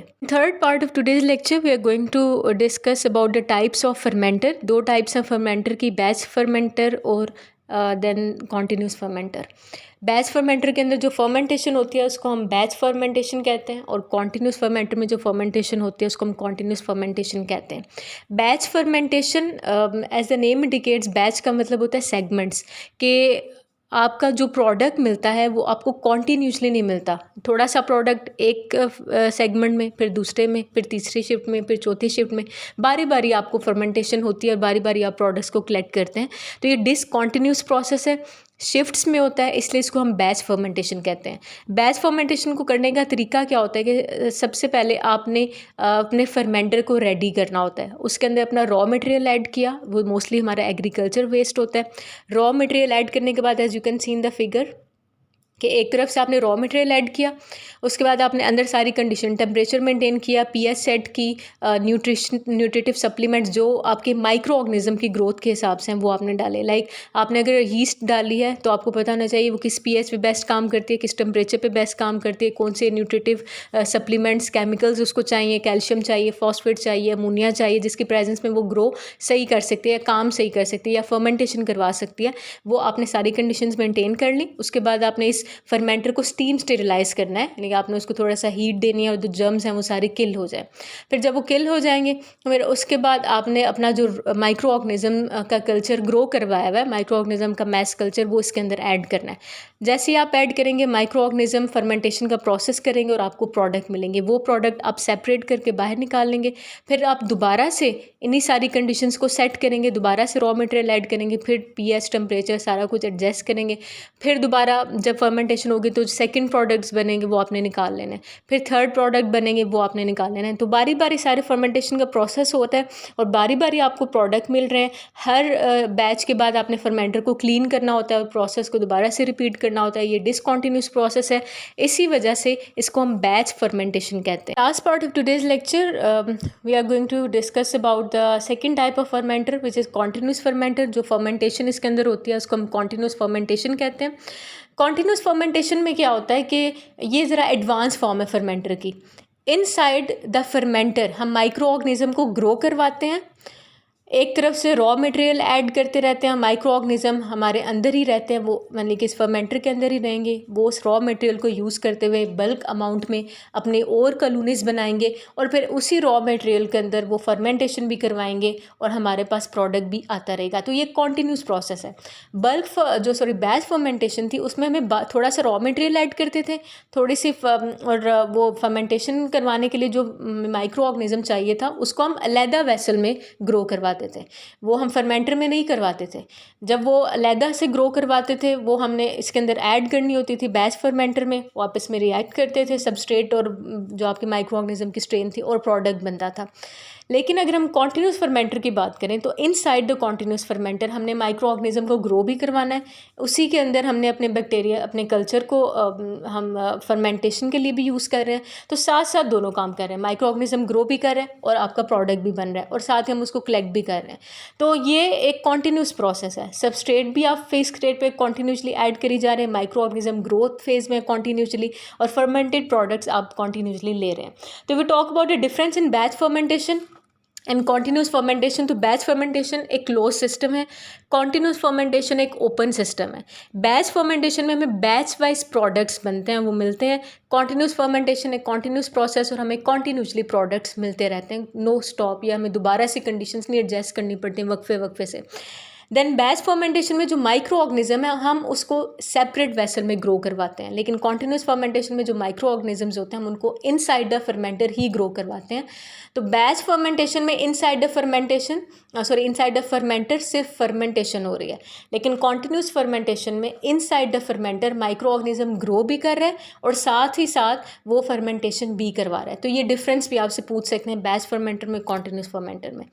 Then last is the advantages of using fermenter. पहला जो इसका एडवांटेज है वो ये कि हर प्रोसेस को कैरी आउट करने के लिए आपको कंट्रोल्ड कंडीशंस चाहिए, मॉनिटर्ड, जिनको आप इजीली कर सकते हो। लाइक आप अपनी मर्जी से टेम्परेचर, पीएच, ग्रोथ आप चेक कर सकते हो कि माइक्रो ऑर्गेनिज्म कैसे ग्रो कर रहा है, उसका टेम्परेचर ठीक है, एनवायरनमेंट जो है फर्मेंटर का ठीक है, पीएच ठीक है। तो फर्मेंटर से आपको एक कंट्रोल्ड इन्वायरमेंट मिलता है, जिसमें यानी कि माइक्रो ऑर्गेनिज्म को आप जिस इन्वायरमेंट में ग्रो करवाना चाहते हैं आप उसको अपनी मर्ज़ी से एडजस्ट कर सकते हैं। कंट्रोल्ड इन्वायरमेंट होता है, अपनी मर्ज़ी से आप माइक्रो ऑर्गेनिज्म की ग्रोथ की कंडीशंस को ऑप्टिमाइज़ कर सकते हैं। जैसे आपको पता है कि अगर एक बैक्टीरिया है वो 37 डिग्री सेल्सियस पे ग्रो कर रहा है, उसको 6 pH चाहिए, उसको ऑक्सीजन जितनी चाहिए, उसको न्यूट्रेंट कौन कौन सा चाहिए, तो सारी चीज़ें एडजस्टेबल हैं। आप अपनी मर्ज़ी से माइक्रो ऑर्गेनिज्म की ग्रोथ को के जो फैक्टर्स हैं उनको कंट्रोल कर सकते हैं। इसे हम कहते हैं optimisation of factors. Fermentation factors को आप अपनी मर्ज़ी से ऑप्टिमाइज़ कर सकते हैं। और देन थर्ड एडवांटेज आपको पता ही है, जब माइक्रो ऑर्गेनिजम्स लार्ज अमाउंट में आपके पास फर्मेंटर में मौजूद हैं तो आपको लार्ज अमाउंट में प्रोडक्ट्स दे रहे हैं। बल्क क्वांटिटी में आप मेडिसिन ले सकते हैं। इंसुलिन हमने बनाई है, ह्यूमन ग्रोथ हार्मोन हमने फर्मेंटेशन से गेट किया, प्रोटीन्स बनाई हैं, और ये इनएक्सपेंसिव मेथड है। मेरी अपनी जो एमफिल की रिसर्च थी वो फर्मेंटेशन पे थी। तो मैंने कॉर्न कॉब के जो वेस्ट होते हैं, जो छली के छिलके होते हैं उनको, और जो वेस्ट हो जाते हैं छली खाने के बाद, जो उसका नीचे वाला पोर्शन होता है सारा, उसको यूटिलाइज़ किया था। उसको फर्मेंटेशन मैंने करवाई थी स्पर्जिलस नाइगर, एक फंजाई स्ट्रेन है उससे। और जब वो इंक्यूबेटर में रखते हैं वो ग्रो करती है, और मैंने उससे ऑक्सैलिक एसिड प्रोड्यूस करवाया था। तो वो सेम इसी मेथड से करवाया था कि पहले मैंने एस्पर्जिलस नाइगर की स्ट्रेन को बल्क क्वांटिटी में प्रोड्यूस करवाया, फिर कॉर्न कॉब मेरा रॉ मटेरियल था, वो मैंने फर्मेंटर में ऐड किया, एस्पर्जिलस नाइगर को ऐड किया, उसने फर्मेंट करके ऑक्सैलिक एसिड प्रोड्यूस करवाया। फिर उसको मैंने आगे HPLC एक टेक्निक होती है जिससे हम डिटेक्ट करते हैं कि हमारा प्रोडक्ट बना है कि नहीं बना है। तो this is a very inexpensive method, क्योंकि हमने एग्रीकल्चर वेस्ट को सारा सारा यूज़ करना होता है, तो हमारे अपनी तरफ से कोई एक्स्ट्रा इस पर एक्सपेंसेस नहीं आते। Bismillahirrahmanirrahim. Assalamu alaikum. Today we are going to start a very important topic of this lecture, and actually this lesson, genetic engineering. Genetic engineering is also known as recombinant DNA technology. Genetic engineering as a name indicate कि हम gene को engineer करते हैं, उसके अंदर changes लेके आते हैं अपने डिज़ायर के अकॉर्डिंग। एक DNA को लेबॉर्ट्री कंडीशंस में आर्टिफिशियल तरीके से सिंथेसाइज करना, उसमें मॉडिफिकेशन करना, उसमें एज वी नो के बेसिस होती हैं DNA के अंदर, एडेनिन, गुआनिन, साइटोसिन, थायमिन। हम इनको अपनी मर्ज़ी से मॉडिफाई कर सकते हैं, इनके सीक्वेंस को चेंज कर सकते हैं, या किसी बेस को रिमूव कर सकते हैं, एडिशन कर सकते हैं, कोई नई चीज़ ऐड करनी हो हम वो ऐड कर सकते हैं, और रिपेयर कर सकते हैं। ये सारी चीज़ें हम जेनेटिक इंजीनियरिंग के अंदर करते हैं। आर्टिफिशियल तरीके से DNA को सिंथेसाइज करना, उसको मॉडिफाई करना, उसमें कोई चीज़ रिमूव करनी है उसको रिमूव करना, ऐड करनी है या रिपेयर करनी है, कोई एरर आ गया जीन के अंदर उसको ठीक करना। This all involves the genetic engineering. Genetic engineering 1970 में सबसे पहले इंट्रोड्यूस हुई थी, as we also discussed in last lecture, कि उस वक्त सबसे पहले नया ये एक एडवांस टेक्नोलॉजी आई थी, cut and paste technique. Cut and paste technology के अंदर हम करते क्या है कि एक ऑर्गेनिज्म में से DNA निकालते हैं, और वो जो हमने पर्टिकुलर पीसेस निकाले होते हैं DNA के, वो हम किसी और ऑर्गेनिज्म के अंदर इंसर्ट कर देते हैं। जिस ऑर्गेनिज्म के अंदर हम इंसर्ट करते हैं उसको हम होस्ट ऑर्गेनिज्म कहते हैं। इसका ये हम करते क्यों हैं, ताकि हम अगर अपनी मर्ज़ी की कोई करेक्टरिस्टिक किसी ऑर्गेनिज्म के अंदर इंट्रोड्यूस करवाना चाहते हैं, हम उसके अंदर चाहते हैं कि चेंजेस लेकर आएँ, या होस्ट के अंदर अपनी मर्ज़ी के ट्रेट्स डालना चाहते हैं, तो उसके अंदर जो हम DNA डालते हैं वही वाली करेक्टरिस्टिक उस होस्ट के अंदर अपीयर होना शुरू हो जाती हैं। तो कट एंड पेस्ट टेक्निक में हम क्या करते हैं, अपने एक डोनर ऑर्गेनिज्म है जिसकी करेक्टरिस्टिक हम चाहते हैं कि होस्ट ऑर्गेनिज्म के अंदर एक्सप्रेस हो, हमने एक डोनर ऑर्गेनिज्म से DNA को निकाला, उसको होस्ट ऑर्गेनिज्म के अंदर इंसर्ट किया, और फिर क्या होता है कि फ़र्ज़ करें आपका होस्ट ऑर्गेनिज्म कोई बैक्टीरिया है, माइक्रो ऑर्गेनिज्म था कोई, जिसके अंदर आपने DNA डाला है। तो अब जैसे जैसे बैक्टीरिया डिवाइड करेगा, उसके जितनी भी कॉपीज़ बनेंगी, हर कॉपी के अंदर वो जो आपने DNA ऐड किया हुआ है वो ट्रांसफ़र होता जाएगा, मल्टीप्लाई होता जाएगा। तो इससे इस तरह से आप you can get the multiple copies of a DNA, आप वो भी गेट कर सकते हैं inside a bacteria, inside your host. तो ये एक सिंपल सी टेक्निक है कट एंड पेस्ट टेक्निक, कि एक ऑर्गेनिज्म से DNA को कट करके दूसरे ऑर्गेनिज्म के अंदर उसको एक्सप्रेस करवाना। एक्चुअली ऑब्जेक्टिव्स क्या हैं जेनेटिक इंजीनियरिंग के, क्यों की जाती है? पहली तो एक ऑब्वियस सी करेक्टर है, या सॉरी ऑब्वियस ऑब्जेक्टिव है, वो ये है कि हम अपनी मर्ज़ी के करेक्टरिस्टिक इंट्रोड्यूस करवाना चाहते हैं। जैसे हम चाहते हैं कि एक प्लांट के अंदर रेड कलर के फ्लावर्स प्रोड्यूस हों, तो हम उसके अंदर वो जीन ऐड कर देंगे जो रेड कलर के फ्लावर देता होगा। या हम चाहते हैं कि एक प्लांट डिजीज़ रेजिस्टेंट हो, तो हम उसके अंदर डिजीज़ रेजिस्टेंट जीन्स ऐड कर देंगे। हम चाहते हैं कि कोई प्लांट इंसेक्ट रेजिस्टेंट हो, उसके अंदर हम इंसेक्ट रेजिस्टेंट जीन्स ऐड कर देंगे। तो अपनी मर्ज़ी के डिज़ायरेबल करेक्टरिस्टिक्स ऐड करवाना, एक तो ये ऑब्जेक्टिव है जेनेटिक इंजीनियरिंग का। इसके अलावा क्या है कि अगर एरर आ गया जीन के अंदर, कोई जेनेटिक लेवल पर डिजीज़ हो गई है, उसको रिपेयर करने के लिए जैसे कोई पर्सन है जिसको कोई जेनेटिक डिजीज़ है, तो हम उसके अंदर जो जेनेटिक डिसऑर्डर है, यानी जिस एरिया में, जिस जीन में एरर है, उस जीन को हम निकालेंगे और उसको रिपेयर करेंगे, या उसकी जगह एक हेल्दी ऑर्गेनिज्म का जीन इंसर्ट करेंगे। तो ये भी एक जीन जेनेटिक इंजीनियरिंग का ऑब्जेक्टिव है, यानी कि gene therapy, that you are repairing the defective gene. एक you are isolating a gene, आपने एक जीन को बाहर निकाला और उसकी जगह एक हेल्दी जीन को इंसर्ट कर दिया।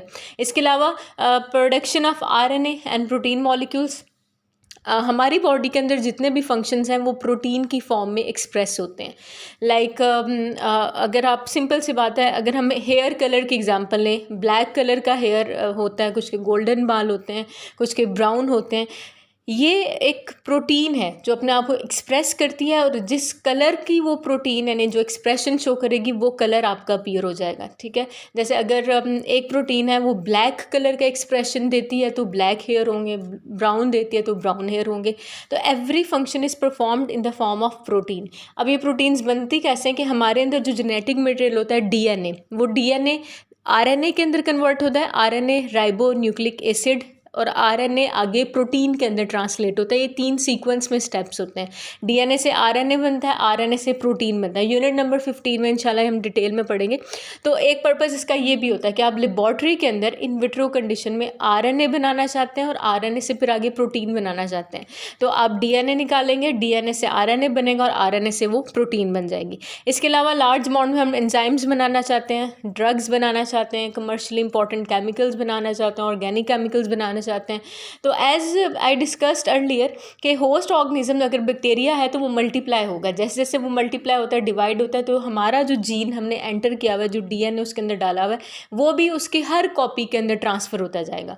तो फॉर एग्जांपल अगर हमने एक बैक्टीरिया के अंदर ह्यूमन इंसुलिन जीन डाला है, उसने इंसुलिन बनानी है, जैसे जैसे बैक्टीरिया डिवाइड करेगा, हर बैक्टीरिया के अंदर इंसुलिन जीन ट्रांसफ़र होगा जो इंसुलिन बनाएगी, और वो इंसुलिन हम कलेक्ट कर लेंगे। तो लार्ज अमाउंट में enzymes, drugs, important organic chemicals, वो सारा कुछ हम गेट कर सकते हैं। इसी तरह एज ए टोल्ड कि अगर कोई जेनेटिक डिजीज़ है तो उसको हमने ट्रीट करना है हायर ऑर्गेनिज्म में, तो उसके लिए भी हम जेनेटिक इंजीनियरिंग कर सकते हैं। In part of today's lecture, we are going to talk about the steps involved in genetic engineering. Long question के लिए आपने टॉपिक करना है। फर्स्ट स्टेप क्या है? Isolation of gene of interest. 2 organisms होते हैं, एक डोनर ऑर्गेनिज्म होता है और एक होस्ट ऑर्गेनिज्म होता है। डोनर ऑर्गेनिज्म वो ऑर्गेनिज्म है जिसके डीएनए को हमने निकालना है, उसके डीएनए का पोर्शन हमने लेना है, और होस्ट ऑर्गेनिज्म वो ऑर्गेनिज्म है जिसके अंदर हमने उस डीएनए के पार्ट को इंसर्ट करना है। सबसे पहले हम क्या करेंगे, अपने डोनर ऑर्गेनिज्म का जो एंटायर डीएनए है उसमें से आइडेंटिफाई करेंगे कि वो कौन सा रीजन है डीएनए का, वो कौन से जीन का सेगमेंट है जो हम बाहर निकालना चाहते हैं। जेनेटिक इंजीनियर उसको आइडेंटिफाई करेंगे। आइडेंटिफाई करने के बाद जब हमें पता चल गया कि पूरे डीएनए में से इतना रीजन है डीएनए का जो हमने बाहर निकालना है जीन का, अब वहाँ पर हम एंजाइम्स एक्ट करवाते हैं, रिस्ट्रिक्शन एंडोन्यूक्लियेज एंजाइम। रिस्ट्रिक्शन एंडोन्यूक्लियेज एंजाइम जाकर उस जीन ऑफ इंटरेस्ट पर एक्ट करेंगे, उस या डीएनए के रीजन पर एक्ट करेंगे, कट लगाएंगे बेसिकली। उस रीजन को जो हमने आइडेंटिफाई किया है कि हम निकालना चाहते हैं, उसको कट करेंगे डोनर ऑर्गेनिज्म के डीएनए से। फिर सेकंड स्टेप क्या होगा, वो जो हमने जीन ऑफ इंटरेस्ट कट करके निकाल लिया डोनर ऑर्गेनिज्म में से, उसको हम एक वेक्टर के साथ अटैच करेंगे। Now what is a vector? Vector एक व्हीकल है, जिस तरह एक ट्रांसपोर्ट होती है जो हमें एक जगह से दूसरी जगह लेकर जाती है। जैसे हमने घर से स्कूल जाना हो तो हमारे पास व्हीकल्स हैं, बाइक्स हैं, ऑटोज़ हैं, कार्स हैं, वैन्स हैं, तो वो हमें एक जगह से दूसरी जगह लेकर जाते हैं। इसी तरह बायोलॉजिकली वेक्टर एक ट्रांसपोर्ट मटेरियल है, एक व्हीकल है जो डोनर ऑर्गेनिज्म से होस्ट ऑर्गेनिज्म तक जीन ऑफ इंटरेस्ट को ट्रांसफ़र करता है। अब वो वेक्टर क्या हो सकता है? 2 होते हैं, या प्लाज्मिड होता है या बैक्टीरियोफेज होता है। Plasmid is actually the extra chromosomal DNA. एक बैक्टीरिया है, उसके अंदर सेंटर में डीएनए प्रेजेंट होता है एक, तो उसके अलावा एक राउंड फॉर्म में other than the main DNA extra portion DNA का प्रेजेंट होता है, जिसको हम कहते हैं प्लाज्मिड। इसके अंदर मोस्टली ड्रग रेजिस्टेंट जीन्स होते हैं बैक्टीरिया के। अब इस प्लाज्मिड के अंदर हम अपना जीन ऑफ इंटरेस्ट अटैच कर देंगे। अब इसको अटैच करने का तरीका क्या है कि पहले रिस्ट्रिक्शन एंडोन्यूक्लियेज आएगा, वो कट लगाएगा इस प्लाज्मिड के डीएनए में, कट लगाकर फिर जगह बनेगी, हम अपने जीन ऑफ इंटरेस्ट को अटैच करेंगे, लाइगेज एंजाइम आएगा, वो जॉइनिंग एंजाइम्स होते हैं, वो ग्लू की फॉर्म में ग्लू का रोल प्ले करते हैं, वो स्टिक कर देंगे आपके जीन ऑफ इंटरेस्ट को और जो प्लाज्मिड डीएनए उनको। अब प्लाज्मिड डीएनए या वेक्टर डीएनए और जो आपका जीन ऑफ इंटरेस्ट था वो अटैच हो गए हैं एक दूसरे के साथ, और इनको हम कलेक्टिवली इस डीएनए को हम कहेंगे रिकॉम्बिनेंट डीएनए। या तो प्लाज्मिड यूज़ होगा एज अ वेक्टर, या दूसरा बैक्टीरियोफेज वायरस है वो एज अ वेक्टर यूज़ हो सकता है। Viruses that infect the bacteria they are called phage viruses. उनके अंदर उनका भी DNA as you can see in the figure, ये ब्लू कलर में जो डीएनए शो हुआ हुआ है, इस डीएनए के साथ हम अपने जीन ऑफ इंटरेस्ट को अटैच करते हैं, again with the help of 2 enzyme, restriction endonuclease या फिर ligase enzyme, sorry joining enzyme या लाइगेज, वो दोनों अटैच कर देंगे। आपको शॉर्ट में पूछा जाता है लाइगेज एंजाइम का फंक्शन, तो वो ज्वाइनिंग एंजाइम है और एंडोन्यूक्लियस एंजाइम कटिंग एंजाइम है। पहले एंडोन्यूक्लियस एंजाइम कट लगाएगा, फिर ज्वाइनिंग एंजाइम्स आएंगे जो आपके जीन ऑफ इंटरेस्ट को वेक्टर डीएनए के साथ जोड़ देंगे। इन third part of today's lecture हम आगे कंटिन्यू करते हैं स्टेप्स को। थर्ड स्टेप क्या होगा जेनेटिक इंजीनियरिंग का? पहले एज हमने देखा कि एक जीन ऑफ इंटरेस्ट को हमने आइसोलेट किया, निकाला है, उसको वेक्टर के साथ अटैच किया, वो रिकॉम्बिनेंट डीएनए बन गया। नेक्स्ट स्टेप में क्या है कि उस रिकॉम्बिनेंट डीएनए को हम होस्ट के अंदर ट्रांसफ़र करेंगे। होस्ट ऑर्गेनिज्म कोई भी हो सकता है जिसके अंदर हम अपने जीन को शो करवाना चाहते हैं, बैक्टीरिया हो सकता है, कोई प्लांट हो सकता है, कोई भी हो सकता है। जो भी होस्ट ऑर्गेनिज्म होगा उसके अंदर हमने अपने रिकॉम्बिनेंट डीएनए को ट्रांसफ़र किया। When we have transferred the recombinant DNA in the host organism, तो उसको अब हम कहेंगे genetically modified organism. Short question आता है how is genetically modified organism formed, तो उसमें आप भी बताएंगे कि आपने रिकॉम्बिनेंट डीएनए को होस्ट में ट्रांसफर किया, अब host organism is the genetically modified organism. Next step में क्या होगा कि वो जो जेनेटिकली मॉडिफाइड ऑर्गेनिज्म है, अब हम यानी जैसे बैक्टीरिया है, हम उसको कल्चर मीडिया प्रोवाइड करेंगे, आराम से सफिशिएंट टाइम देंगे कि बैक्टीरिया डिवाइड करे, ग्रो करे, मल्टीप्लाई करे, अपने जैसे और बैक्टीरिया बनाए। उसके लिए हम सूटेबल न्यूट्रिएंट्स ऐड कर देंगे, उसको प्रोवाइड करेंगे, टेम्परेचर, पीएच, हर चीज़ का ध्यान रखेंगे ताकि आपका बैक्टीरिया डिवाइड करे। जैसे जैसे बैक्टीरिया डिवाइड करेगा, हर बैक्टीरिया के साथ हमारा जीन ऑफ इंटरेस्ट जो हमने ऐड किया हुआ है, जो रिकॉम्बिनेंट डीएनए ऐड किया हुआ है, वो भी डिवाइड करेगा और हर बैक्टीरिया में ट्रांसफ़र होगा। और लास्ट स्टेप क्या होगा? एक्सप्रेशन ऑफ जीन, के जो जीन ऑफ इंटरेस्ट था, जैसे एज आई टोल्ड कि हर बैक्टीरिया में वो ट्रांसफ़र हो रहा है, तो वो जीन ऑफ इंटरेस्ट अपने आप को फुली एक्सप्रेस करेगा। और जैसे इंसुलिन जीन था तो उससे इंसुलिन बनेगी, तो और उसको हम कल्चर मीडिया में से कलेक्ट कर लेंगे। जो ग्रोथ मीडिया, वहीं पर वो जीन से हम जो भी उसके प्रोडक्ट होंगे उनको कलेक्ट कर लेंगे। तो ये हमारे पास स्टेप्स थे जेनेटिक इंजीनियरिंग के। If we talk about the achievements of genetic engineering, कि क्या हमें फ़ायदे अभी तक हमने क्या किया? As I told, human insulin gene, ये हमने बैक्टीरिया के अंदर ट्रांसफ़र किया और उससे फिर हमने लार्ज अमाउंट में इंसुलिन कलेक्ट की और इंसुलिन को फिर हमने डायबिटिक पेशेंट्स के लिए मार्केट में सेल किया। तो ये एक अचीवमेंट है जेनेटिक इंजीनियरिंग की। Then secondly, human growth hormone हमने इकोलाई बैक्टीरिया, एशर्चिया कोलाई एक स्पीशी है बैक्टीरिया की, उसके अंदर हमने एक्सप्रेस करवाया 1977 में और उससे गेट किया। इसके अलावा एक हार्मोन है थाइमोसिन, जो कि लंग्स और ब्रेन कैंसर के अगेंस्ट इफेक्टिव होता है, उसमें उसको दिया जाता है। तो ये इम्यून सिस्टम के ऊपर बेसिकली ऐड करते हैं। हमारी टी सेल्स, जो टी लिम्फोसाइट्स हैं, उनकी डेवलपमेंट में रोल प्ले करता है हार्मोन हमारी बॉडी में। तो ये भी हमने प्रोड्यूस करवाया जेनेटिकली मॉडिफाइड ऑर्गेनिजम्स के थ्रू। बीटा एंडोर्फिन एक पेन किलर है, it basically blocks the painful sensation, तो वो भी ब्रेन में नेचुरली प्रोड्यूस होता है। हमारे ब्रेन, जब हम कोई वर्कआउट करते हैं, एक्सरसाइज करते हैं, तो बीटा एंडोर्फिन को नेचुरली प्रोड्यूस करता है। लेकिन आर्टिफिशियल तरीके से भी हमने इसको जेनेटिक इंजीनियरिंग से प्रोड्यूस करवाया है। इसके अलावा many vaccine like against foot and mouth disease, जो कैटल्स में होती है, एक वायरल डिजीज़ है। इसके अलावा ह्यूमन्स में जो डिजीज़ हैं उनके अगेंस्ट, जैसे हेपेटाइटिस बी है, उसके अगेंस्ट हमने जेनेटिकली मॉडिफाइड ऑर्गेनिजम्स के थ्रू वैक्सीन्स बनाई हैं। So in the last part of today's lecture we will talk about more achievements of genetic engineering. तो वैक्सीन्स की हम बात करते हैं, फुट एंड माउथ डिजीज़ जो कैटल्स में होती हैं, डियर में, गोट में, वायरल डिजीज़ है, उसके अगेंस्ट वैक्सीन हमने जेनेटिकली मॉडिफाइड ऑर्गेनिज्म से गेट की हैं। इसके अलावा ह्यूमंस में जो सर्टेन डिजीज़ हैं जैसे हेपेटाइटिस बी, उसके अगेंस्ट वैक्सीन हमने जेनेटिक इंजीनियरिंग के थ्रू बनाई है। इसके अलावा इंटरफेरॉन एक एंटी वायरल प्रोटीन है, ये हमारे सेल्स नेचुरली प्रोड्यूस करते हैं जब कोई वायरस हमें अटैक करता है। तो these are basically produced by cells which are infected with virus, ये हमारा इम्यून सिस्टम है जो नेचुरली रिलीज़ करता है इंटरफेरॉन्स को। तो इंटरफेरॉन्स को हम हेपेटाइटिस बी और सी की ट्रीटमेंट में यूज़ करते हैं। तो 1980 में इंटरफेरॉन को फर्स्ट जेनेटिकली मॉडिफाइड ऑर्गेनिज्म के थ्रू प्रोड्यूस करवाया गया। इसके अलावा एक एंजाइम है यूरोकाइनेज, ये बेसिकली क्लॉट बस्टिंग ड्रग है, लंग्स में इफेक्टिव है। अगर लंग्स में कोई क्लॉट हो जाए, कोई ब्लॉकेज हो गई ब्लड की, तो वहाँ पर यूज़ होता है। ये ब्लड क्लॉट्स को डिसॉल्व करता है, इसको भी जेनेटिकली मॉडिफाइड ऑर्गेनिज्म के थ्रू प्रोड्यूस किया गया। इसके अलावा नाउ इट इज़ पॉसिबल कि हम अपनी मर्ज़ी से ह्यूमन एग सेल को एडिट कर सकें, उसके अंदर चेंजेस लेकर आएँ। इसका पर्पस क्या है कि अगर कोई इनहेरिटेड डिजीज़ है जो parent to offspring generation wise चलती आ रही है, तो अगर हम उस जीन को ही एडिट करके ठीक कर दें, रिपेयर कर दें। जैसे हीमोफीलिया एक डिजीज़ है, इस डिजीज़ में ब्लड क्लॉटिंग नहीं होती, blood do not clot properly, तो वो जेनेटिक लेवल पे चेंजेस की वजह से होता है। अगर हम उस जीन को रिपेयर कर दें तो ये डिजीज़ नहीं होती। तो अब ये पॉसिबल है कि हम ह्यूमन एग सेल को इस तरह से मॉडिफाई करें कि वो जीन आगे पास ऑन ना हो, बल्कि वो जीन रिपेयर हो जाए, आगे इनहेरिट ना हो। इसके अलावा जेनेटिक इंजीनियरिंग को ब्लड डिजीज़ क्योर करने के लिए भी यूज़ किया जा रहा है आजकल। जैसे थैलेसीमिया में हीमोग्लोबिन की अमाउंट कम हो जाती है ब्लड में।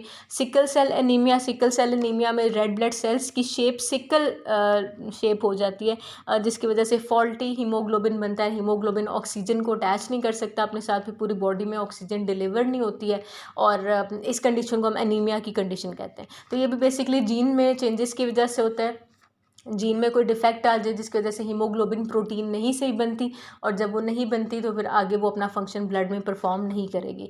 तो इनको भी हम क्योर कर सकते हैं कि अगर हम क्या करें कि एज वी नो कि रेड ब्लड सेल्स हमारे बोन मैरो के अंदर बनते हैं, तो अगर हम बोन मैरो के जीन्स को रिपेयर कर दें, उनमें नॉर्मल जीन्स ऐड कर दें जो हीमोग्लोबिन सही बनाएं, प्रॉपरली बनाएं, तो इस डिज़ीज़ को क्योर किया जा सकता है। इसके अलावा जेनेटिक इंजीनियरिंग के थ्रू ऐसे पौधे बनाए हैं जो कि एयर से नाइट्रोजन को लें डायरेक्टली। फर्टिलाइजर्स का रोल क्या होता है कि नाइट्रोजन प्रोवाइड करना प्लांट को। तो अगर प्लांट ऐसे बनाए जाएं कि वो एयर में जितनी नाइट्रोजन है वही लेना शुरू कर दें, उसको यूटिलाइज करना शुरू कर दें, तो हमें फर्टिलाइजर्स की ज़रूरत ही नहीं है। सो this is also the achievement of genetic engineering. If you can see the figure 17.7, उन्होंने आपको शो किया हुआ है कि किस तरह से ह्यूमन इंसुलिन जीन को हम बैक्टीरिया के अंदर इंसर्ट करके इंसुलिन बनाते हैं। सबसे पहले देखें जी, एक ह्यूमन सेल है, उसके अंदर क्रोमोसोम का पीस था, उसमें yellow. The last topic of unit 17, single cell protein. Single cell protein is basically an application of fermentation. हम फर्मेंटेशन के थ्रू प्रोटीन प्रोड्यूस करवाते हैं जिसको फिर हम डिफरेंट पर्पसेस के लिए यूज़ करते हैं। तो बेसिकली बायोमास और protein which is extracted from unicellular organisms, which is basically source of food for humans and for animals as well, उस प्रोटीन को हम सिंगल सेल प्रोटीन कहते हैं। इसको बेसिकली माइक्रो ऑर्गेनिज्म से एक्सट्रैक्ट करते हैं। वो माइक्रो ऑर्गेनिज्म एल्गी हो सकती है, यीस्ट हो सकती है, फंजाई हो सकती है, बैक्टीरिया हो सकती है। दो वर्ड्स इन्होंने लिखे हुए हैं, प्योर और मिक्स्ड कल्चर। प्योर कल्चर किसी भी माइक्रो ऑर्गेनिज्म का, इसका मतलब ये है कि उसमें one kind of organism present है, यानी कि हमने या तो सारे बैक्टीरिया ग्रो करवाए हुए हैं, या सारे एल्गी ग्रो करवाए हुए हैं, या सारी फंजाई या सारी यीस्ट ग्रो करवाई हुई है। ऐसी माइक्रोबियल ग्रोथ को हम प्योर कल्चर कहते हैं जिसमें से one kind of micro organism हमने ग्रो करवाया हो। मिक्स्ड कल्चर इसके ऑपोजिट है। मिक्स्ड कल्चर का मतलब ये होता है कि हमने दो तरह के ऑर्गेनिजम्स को ग्रो करवाया हुआ है, लाइक बैक्टीरिया भी है, यीस्ट भी है, दोनों मिलके ग्रो कर रहे हैं एक जगह के ऊपर, एक फर्मेंटर के अंदर, या इसी तरह फंजाई है या बैक्टीरिया है, एल्गी है या यीस्ट है। When two kinds of microbes are growing together in a cultural medium, तो इसका मतलब है कि वो मिक्स्ड कल्चर है, वो मिक्स्ड ग्रोथ हम करवा रहे हैं। तो single cell protein is basically the protein which is extracted from pure और mixed culture of microorganisms। इसको मिनी फूड या नॉवल प्रोटीन भी कहते हैं। इसको बनाने का, इसको प्रोड्यूस करवाने का तरीका ये है कि हम माइक्रो ऑर्गेनिजम्स को फर्मेंटर्स में ग्रो करवाते हैं। जिस तरह कॉन्टीन्यूस फर्मेंटेशन या बैच फर्मेंटेशन का प्रोसेस होता है, सेम उसी को फॉलो करना है। माइक्रो ऑर्गेनिजम्स को फर्मेंटर में ग्रो करवाएंगे, उनको सबस्ट्रेट प्रोवाइड करेंगे, utilising that substrate micro organism grow भी कर रही है, और साथ ही साथ वो उसको यूटिलाइज करके, सबस्ट्रेट को यूटिलाइज करके हमारे पास प्रोडक्ट बना रही है जो बेसिकली प्रोटीन है।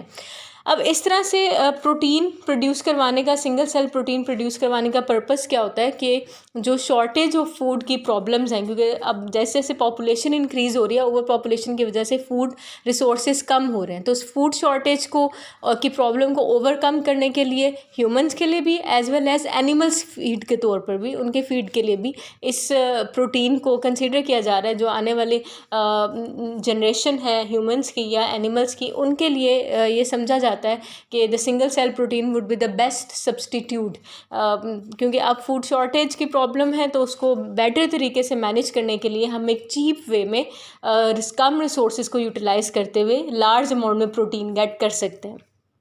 इस टेक्निक को सबसे पहले प्रोफेसर स्क्रिमशो ने इंट्रोड्यूस करवाया था। आगे they have also discussed about the significance. इसका फ़ायदा क्या है सिंगल सेल प्रोटीन का? Micro organisms as we all know कि वो जल्दी जल्दी ग्रो करते हैं, तो वो जो प्रोटीन प्रोड्यूस करवाएंगे उसकी भी यील्ड हमारे पास ज़्यादा आएगी।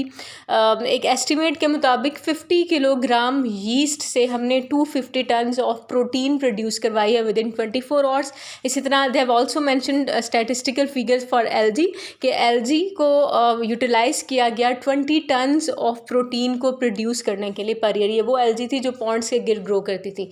अगर हम इसके अमाउंट को कंपेयर करें एक प्लांट से, सोयाबीन से या कॉर्न से कंपेयर करें, तो ये वो प्रोटीन जो हमें एलजी से मिली है उसकी यील्ड 10 to 15 टाइम्स ज़्यादा है एज़ कम्पेरेटिव टू एक सोयाबीन के अंदर जो प्रेजेंट होती है, या इस तरह जो 20 to 50 time as comparative to corn अगर हम कंपेयर करें, जो प्रोटीन हमें वहाँ से मिलती है ये उससे भी ज़्यादा प्रोटीन हमें प्रोड्यूस करके दे रही है एलजी, तो इसलिए ये गुड सोर्स है। इसी तरह दे हैव ऑल्सो मैंशन कि वो प्रोटीन जो हमें यीस्ट से ऑब्टेन होती है या single cell protein producing organism से ऑब्टेन होती है, उनके अंदर विटामिन की अमाउंट भी ज़्यादा होती है।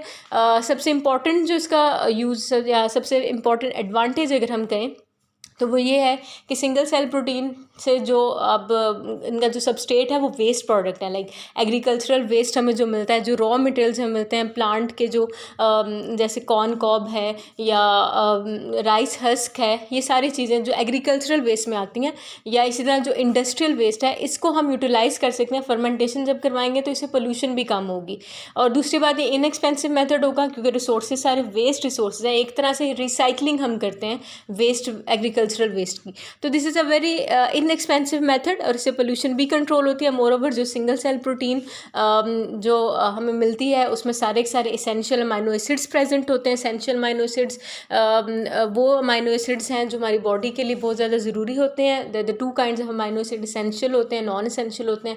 नॉन इसेंशियल वो हैं जो हमारी बॉडी खुद सिंथेसाइज कर लेती है, एसेंशियल अमाइनो एसिड्स वो हैं जिनको हमें अपनी डाइट के थ्रू लेना पड़ता है क्योंकि बॉडी नहीं उसको सिंथेसाइज कर रही होती। तो सिंगल सेल प्रोटीन के अंदर सारे एसेंशियल अमाइनो एसिड्स प्रेजेंट होते हैं। Then it is independent of seasonal variation. ये चक्कर नहीं है कि सर्दियों में ये वाली प्रोटीन यानी ये वेजिटेबल अगर आप ग्रो कराएं तब आपको उसमें वो प्रोटीन मिलेगी, बिकॉज ये तो फर्मेंटेशन का प्रोसेस है, तो ऑल सीजन में एट एनी टाइम जब भी आपके पास फैसिलिटीज़ अवेलेबल हैं ये प्रोसेस हम करवा सकते हैं। और दूसरी बात, it also required a limited land area. आपको वो क्रॉप्स प्रॉपर ग्रो करवाने की ज़रूरत नहीं, you simply need a fermenter जिसके अंदर आपने प्रोसेस करवाना है, तो लैंड लिमिटेशन भी इसको प्रोडक्शन में नहीं है।